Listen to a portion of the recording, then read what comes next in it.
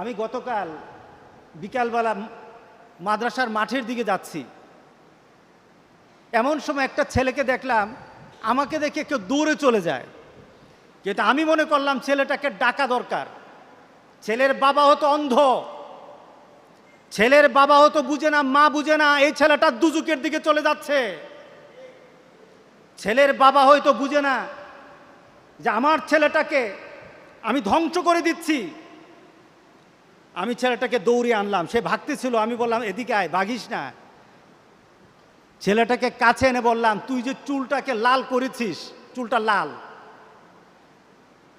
তোর আব্বাকে বলিস আমার সাথে দেখা করতে। অনেকে চিন্তা করবে আমার ছেলে যেভাবে চলে আপনার কি? আমার কিছু না, আমার তো কিছু না। আপনার ছেলে যদি হারামি করে আমার কিছু না, আপনার ছেলে যদি বেনামাজি হয় আমার কিছু না। রাস্তায় যখন হাঁটতে বের হই দেখা যায় ছেলেরা 20-25 জন দাঁড়িয়ে গল্পগুজব করে, 20-25 জন, কিন্তু এই ছেলেগুলি কোনো সময় মসজিদে পাই না। আমরা এই ছেলেগুলিকে মসজিদে দেখি না।